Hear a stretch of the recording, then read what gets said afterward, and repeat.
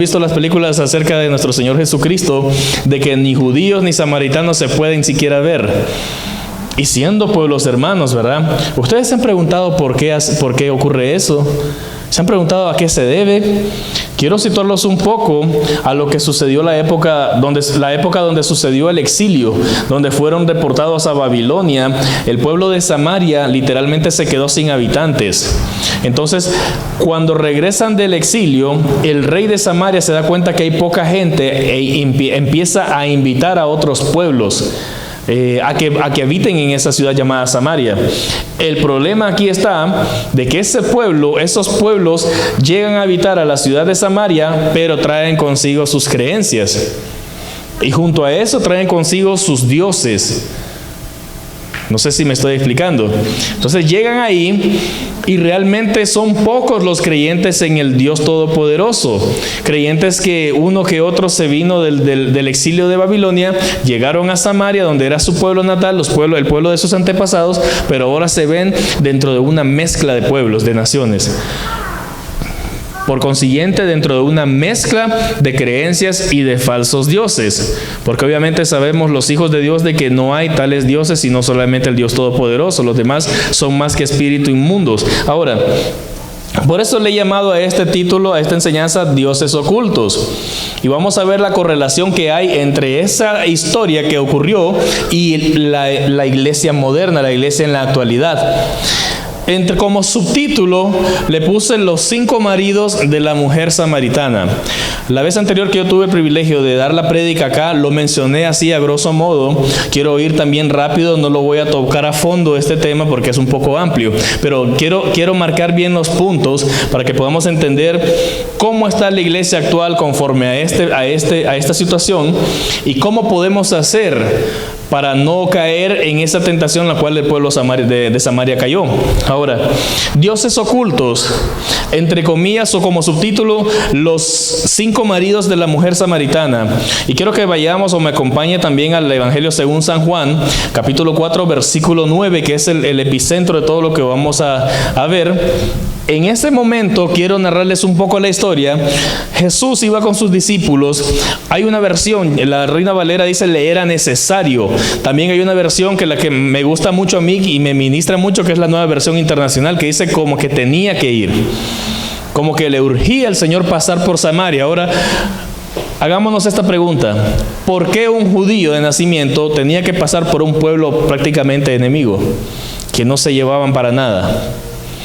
Obviamente es Cristo, ¿verdad? Jesús, algo tenía en mente él. Pero pasa por ahí y él se queda sentado en un pozo. Estoy narrando desde el inicio del capítulo 4 y hasta que lleguemos al versículo 9. Entonces, llega a ese pozo y llega a la ciudad de Samaria.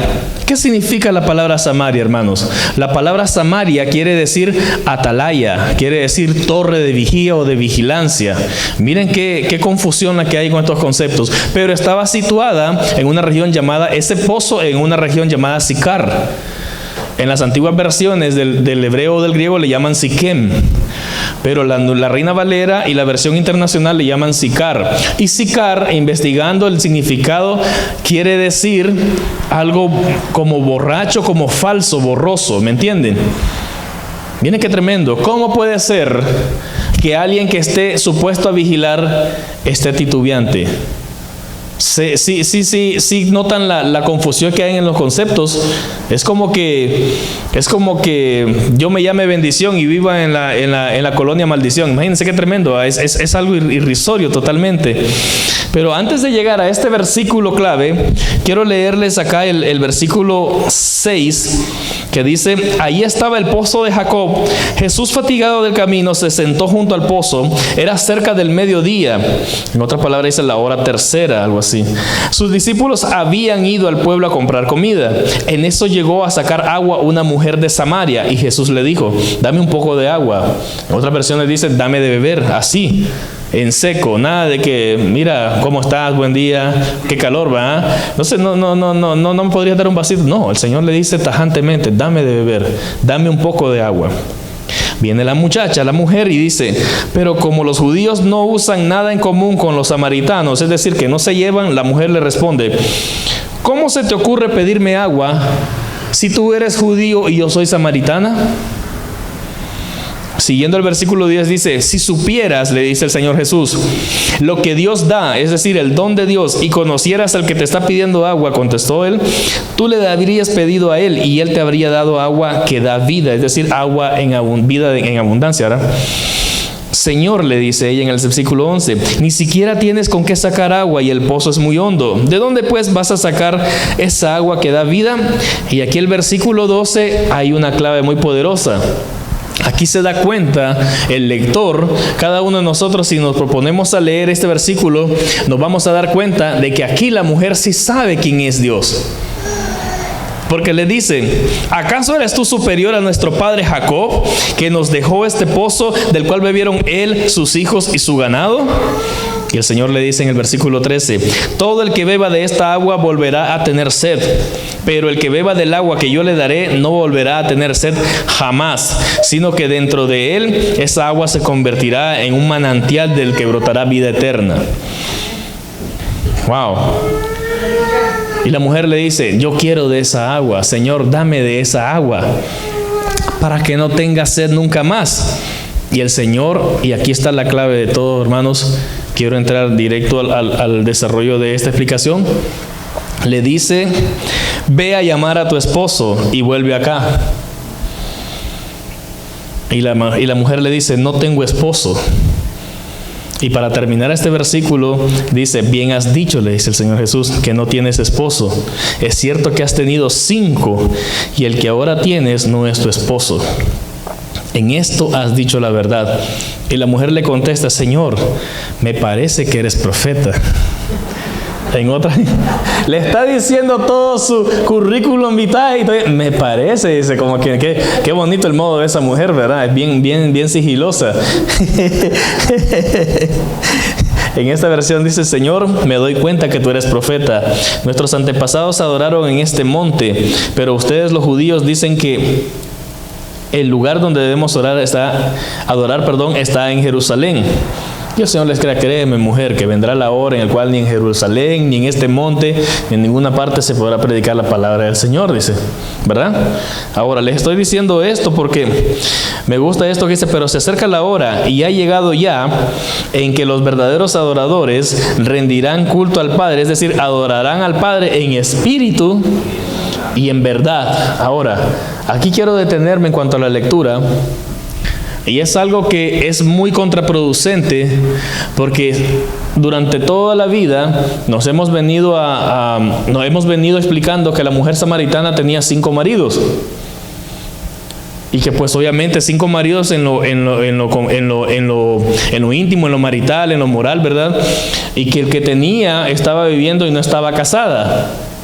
Pero yo me pregunto algo. ¿De ese tipo de mujeres no habían cerca de Judea o Judá? ¿Por qué Jesús tuvo que ir a Samaria? Ahora, lo que yo entiendo de parte del Señor es que Jesús no se estaba refiriendo a 5 maridos carnales, sino que esa mujer, al igual que muchos del pueblo de Samaria, o por así decirlo, porque los eruditos también dicen que esa mujer representaba el pueblo de Samaria. Y ahora les voy a explicar por qué. Que no había tenido solamente así 5 maridos, sino que eran adoradores a 5 falsos dioses. Todo lo que el Señor Jesucristo hizo en esta tierra tenía un contexto espiritual. Entonces yo me puse a investigar y digo, ¿cuáles eran esos dioses? Entonces quiero ir directo y voy nada más a enumerarlos y el porqué de que estos pueblos habían caído en esa adoración. Recordemos que Samaria ya no era el pueblo original de Samaria, hermanos de la tribu de Judá.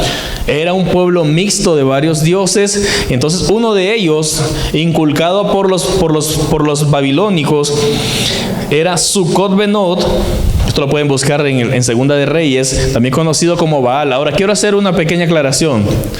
Cuando ustedes miran que en las crónicas se dice quitó los Baales y los lugares altos, la palabra Baal también se ha generalizado para nombrar a todos esos falsos dioses. llámese cualquiera, todos esos dioses que adoraban los pueblos paganos se les conocía como los Baales. Entonces, pero había un dios al cual ellos le adoraban, obviamente, y le llamaban Baal. Babilonia era uno de los pueblos fuertes que se adoraba a ese dios. Entonces, en Babilonia se le conocía como Sucot Benot, pero fuera de Babilonia se le conocía como Baal. ¿Quién era Baal? Era el dios de la prostitución. Escuchen esto, iglesia. El dios de la prostitución. Y no solo prostituirse físicamente, prostitución moral, prostitución ética, corrupción total. Seguimos con el siguiente falso dios. El pueblo de Cutá tenía a Belgal o Dagón, el dios de los granos. Supuestamente, ¿verdad? Era el Dios que se encargaba de proveer, de la provisión. Mire qué tremendo que es Satanás, cómo divide la mente, cómo corrompe la mente del ser humano. Porque ellos estaban acostumbrados a servir a varios dioses, pero cada dios le daba algo en específico. Y no crean que solo en aquellos tiempos antiguos.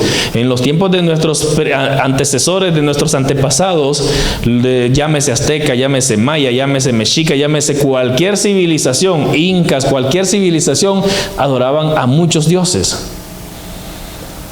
¿No les ha llamado la atención que por qué tenían un Dios para cada cosa? Miren cómo Satanás confunde la mente del ser humano, cuando el plan original de Dios es que le adoren solo a Él, porque Él es el que provee todo. Pero vamos de nuevo a este tema. El pueblo de Amad servía al dios Asimá, es decir, el dios de los truenos, que es el siguiente falso dios. Y está representado así porque es el Dios de la ira, el Dios de aquella gente que es iracundo. Hay gente en la iglesia, hermanos, que ora para que le vaya mal a las personas. Hay gente que se sienta a la par de usted. No aquí, ¿verdad? Aquí no hay, diga por favor. Pero en la iglesia moderna, en estos tiempos, pero le está deseando mal. Hay gente que se pudre porque ve que usted es bendecido. No es coincidencia, y les digo algo, estos falsos dioses eran conocidos con los antiguos egipcios también. Eran conocidos en los antiguos griegos también. Son los mismos principados demoníacos, simplemente que les gusta llamarse de diferentes formas, y conforme vayamos avanzando en esta enseñanza, vamos a entender cómo es el proceder de estos. Miren, nosotros como iglesia venimos de un mes bastante fuerte, iglesia. Venimos a entregar una semana entera de ayuno, donde literalmente la mayoría se sintió que se entregó a ayuno y oración, a clamor e intercesión.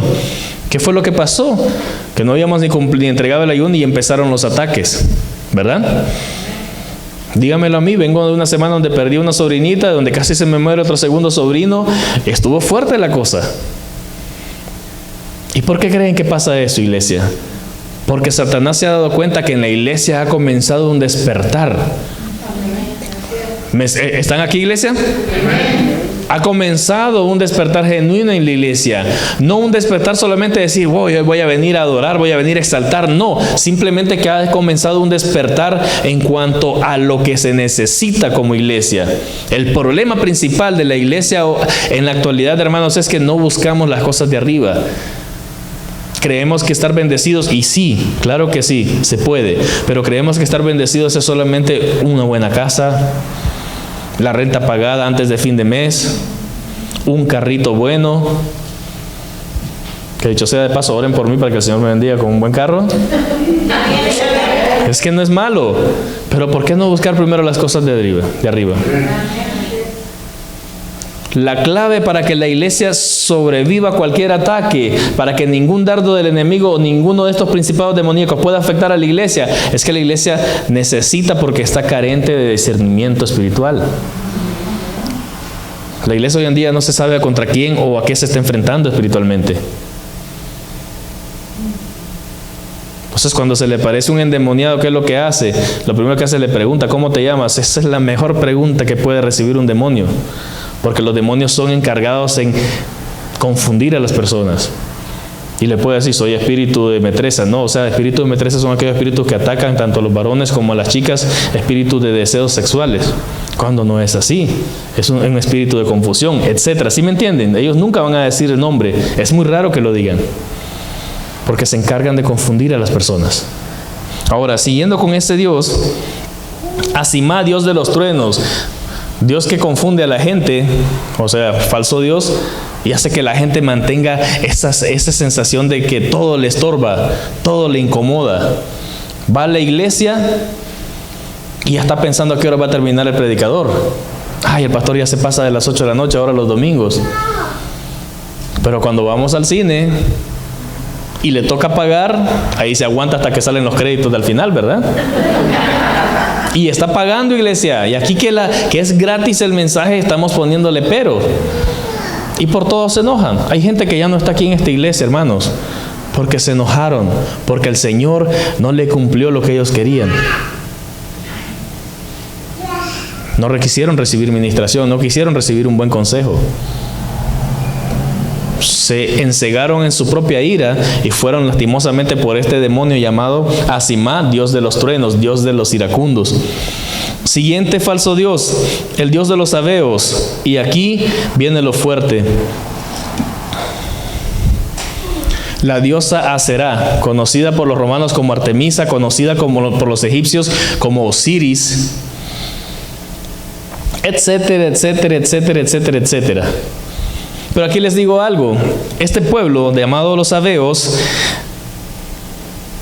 servían a este Dios conocido como Aserá, pero que en realidad era un Dios, era un demonio de dualidad, un demonio que conocen como espíritus gemelos, es decir, que eran dos en uno. Es el mismo espíritu, pero le encanta confundir a las personas.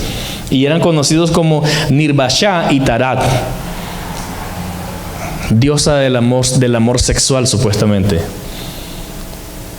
Antes no era, Señor, quiero tener un hijo. No, iban a adorar y a ofrecer incluso sacrificios humanos a este espíritu inmundo, conocido como la diosa Aserá, muy comentada en la Biblia, para poder tener un hijo.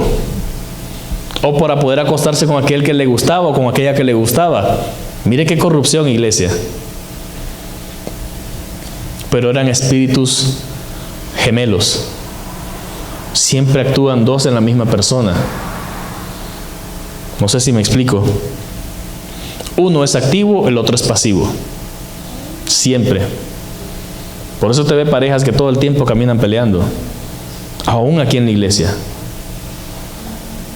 Porque se rebelan. Y el problema es cuando se encuentran dos activos y empiezan los pleitos. El enemigo siempre va a traer confusión a una familia, a una persona, hermanos. Nada bueno viene de parte del enemigo. Lo único bueno viene siempre de Dios. ¿Amén? Amén. Ahora, el quinto Dios al que servía este pueblo de Samaria, el Dios El. Es decir, el Dios el yo. Es decir, el culto a la personalidad. Pero, lastimosamente no pude encontrar una mejor imagen. Pero si a este Dios le daban vuelta, tenía otra figura. Porque eran dioses gemelos también. Entonces era culto a la personalidad, pero no decir, oh, yo soy guapo, yo soy bonito. No, porque ya somos bonitos y ya somos bellos en Cristo, ¿me entiende? No hay persona fea, sino lo que hay es belleza exótica, ¿me entienden? Entonces, en Cristo así somos. Pero este demonio, este principado demoníaco se encargaba de confundir a las personas. ¿A qué punto? Que hay personas literalmente hasta el día de hoy que les cuesta venir a la iglesia. Que todo lo que tiene que ver con Dios les pesa. Hay personas que no vienen a la iglesia porque al día siguiente tienen que trabajar. Pero yo me pregunto algo. ¿Se acostarán y se dormirán a la misma hora que empieza el servicio? ¿O solamente es una excusa? Es el Dios, ese falso Dios que un viernes no quiere ir a la iglesia, estoy cansado. Pero si el viernes siguiente está cansado igual porque viene igual del mismo trabajo y lo invitan a una reunión o lo invitan a un cafecito, usted va. ¿Por qué cree que es eso, iglesia? La iglesia está siendo sacudida en estos tiempos. ¿Qué podemos hacer? ¿Qué puede hacer la iglesia para mejorar? Hay que rechazar en el nombre de Jesús a cada uno de estos falsos dioses. Ahora, la pregunta es, si los dos últimos eran gemelos, entonces ¿eran 5 o eran 7? Miren qué tremendo. Y estos son solamente los conocidos. Hay muchísimos más. Porque ustedes saben que cuando Samaria regresa, ya no era la misma Samaria. Es decir, que esos espíritus encontraron la casa vacía. ¿Y qué dice la palabra del Señor? Que cuando un espíritu inmundo encuentra la casa vacía, desocupada, viene con 7 demonios más poderosos que él. Imagínense. Y estos son los que apenas estamos conociendo. Imagínense cuántos más hay. Hay legiones, hay millares, hay trilladas. Pero le tengo una clave poderosa. Cristo es mucho más poderoso que cualquier demonio. Amén. Ahora, ¿por qué traigo este tema? Ya voy a ir terminando. Porque lastimosamente, lamentablemente, la iglesia en estos tiempos está como esa mujer samaritana, sirviéndole a muchos dioses. Escucha esto, iglesia. La iglesia moderna está tan dividida. Bueno, es que es el lema favorito de alguien que quiere agarrar el poder en la política. Divide y vencerás, ¿verdad? Entonces así es espiritualmente en Satanás. Divide y vencerás. Divide a la iglesia. Los liberales no se llevan con los conservadores. Pero a los liberales les gustan los coritos que cantan los conservadores. Y a los conservadores les encanta cierto artista que se congrega en la iglesia liberal. Entonces, ¿por qué están divididos? ¿A qué cree que se debe eso? Y también en el reino espiritual, en el satanismo, también hay división, les digo. Están los satanistas, están los espiritistas, están los brujos, que supuestamente tratan de vender que están divididos, pero todos se congregan en un mismo punto. No se congregan en un mismo, pero sí ayunan y oran para Satanás. Imagínense qué tremendo que el cristiano espera hasta la noche para orarle 5 minutos al Señor. Oración de microondas. Esa gente diezma el día, es decir, que si el día trae 24 horas, ellos ayunan, oran 2 horas y 40 minutos postrados en el suelo para Satanás. Si esa gente es capaz de hacer eso por alguien que está vencido, ¿por qué nosotros no podemos hacer algo mejor para Dios? Entonces, ¿por qué le pregunto esto? Que si son 5, son 6 o son 7.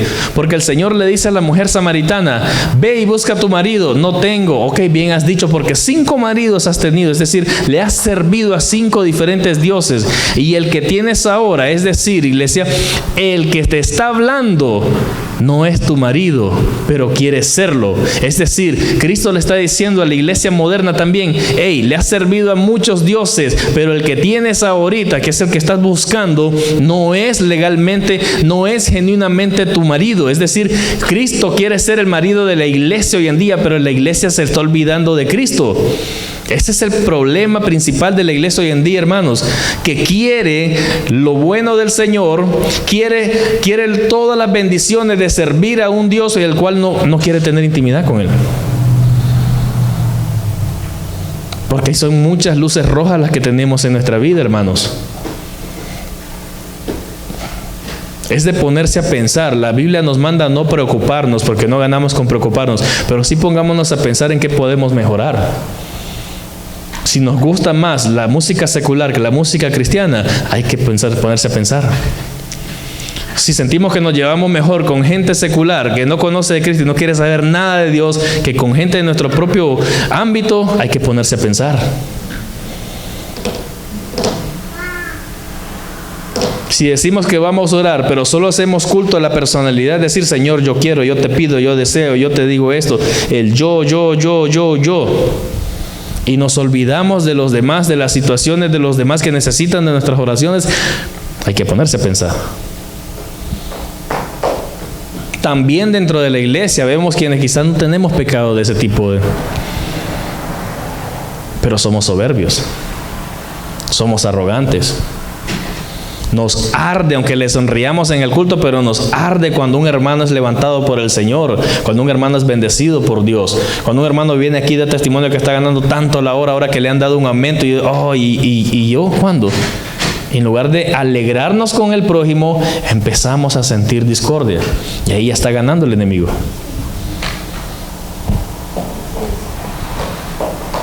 ¿Y qué hace esta mujer?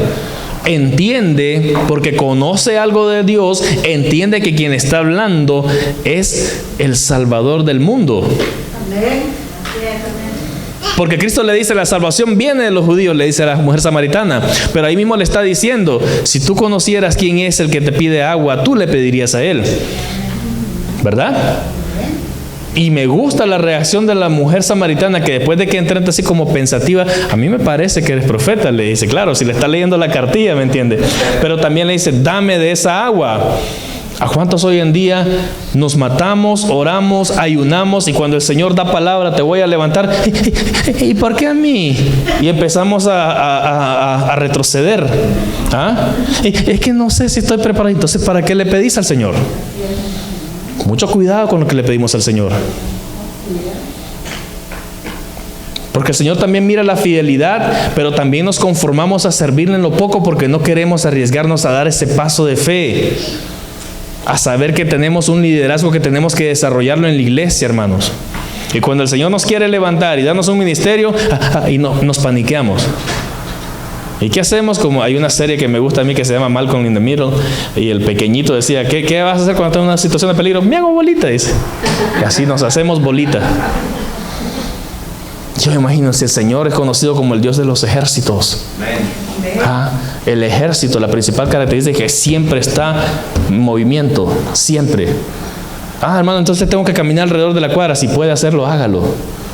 Pero no camine por caminar, hágalo orándolo. Amén. Declare cada casa que usted pase que va a servir, la familia que vive ahí le va a servir a Cristo. Amén. No quiere caminar perfecto, enciérrese en su cuarto, órele, aprendamos a orarle al Señor en espíritu. Cuando Daniel, el profeta Daniel, llega a orar, se le presenta un ángel, una visitación, y le dice, llevaba 21 días, imagínense. Desde el momento en que dispusiste en tu corazón, ya tu petición fue contestada. Pero lo que pasa es que el príncipe de Persia, es decir, el principado demoníaco que rige esa ciudad de Persia, se había opuesto. Cada vez que nosotros le pedimos algo al Señor en el nombre de Jesús, siempre va a haber oposición. Y es tan fuerte que de repente por ahí sentimos que de repente nos despertamos a las 3 de la mañana, 4 de la mañana sin motivo alguno. ¿Ustedes creen que es? ¿Que porque comieron frijoles muy noche? No. Es porque el Señor quiere que uno ore. El Espíritu Santo está en batalla. La palabra de Dios dice que a la verdad el Espíritu está dispuesto. Nuestro espíritu está en pelea espiritual, pero nuestra carne está dormida. Por eso es que a veces nos despertamos. ¿Cuál fue el error del profeta Daniel? Que empezó a decirlo a voz alta. Hay situaciones, hermanos, en las que nosotros tenemos que orar en el Espíritu. Tu Dios, el Dios que te oye en lo secreto, te recompensará en público. El pastor lo acaba de decir hace poco. Entonces, pónganse en el lugar, pongámonos en el lugar de la mujer samaritana. A mí me impacta algo que pocas veces lo veo en la Biblia, y en este pasaje lo volví a ver. Que Cristo le dice, yo soy. Ojo a esto, yo soy. ¿Qué recuerdan eso ustedes? Cuando Moisés va a liberar el pueblo de Israel y le dice, ¿y quién les digo? No, diles que yo soy, te manda. Por eso yo me río cuando se ponen a pelear que cómo se llama así Yahvé, Jehová. Esa es pérdida de tiempo, hermanos. Él se llama el yo soy porque Dios es tan inmenso que no hay nombre humano que pueda encasillarlo. Es así de sencillo. Yo me llamo Salvador, comúnmente conocido como Chava, hermano Chava. Está bien. Me gusta que me digan Chava. Siento el cariño de la gente cuando me dice Chava, me dicen en realidad. Pero el Señor es diferente, ¿me entienden? Entonces, aquí sí le dice, yo soy. ¿Cuál es la principal característica? ¿Cuál es lo que une a esta mujer samaritana con aquel Moisés todo timorato y tartamudo? Que ambos le dijeron, aquí estoy. Moisés le dice, si tu presencia no va, yo no voy. Como quien dice, sí estoy dispuesto, pero acompáñame.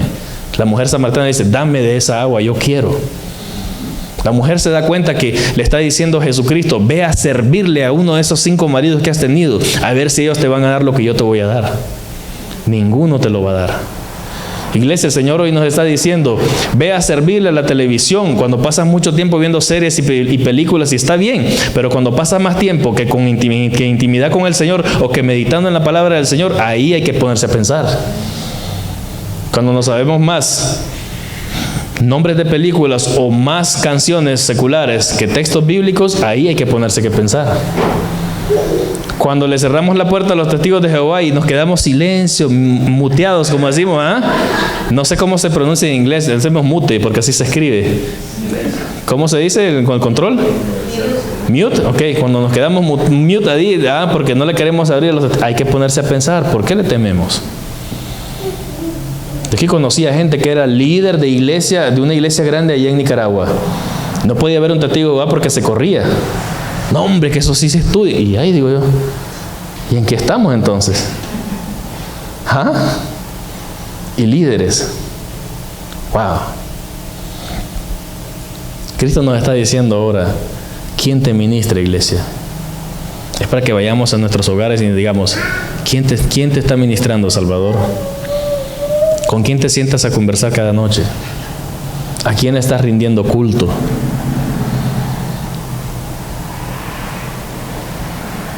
¿Sabes si hay algún hermano con ataques espirituales?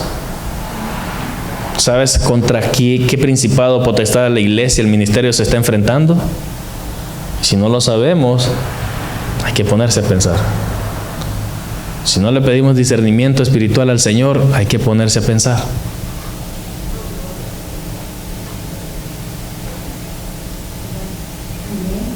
Amén. Yo ya he terminado el mensaje que tenía para hoy.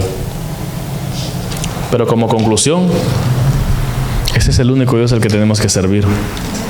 Cristo. Ese es un actor, pero obviamente Cristo es espíritu, ¿verdad?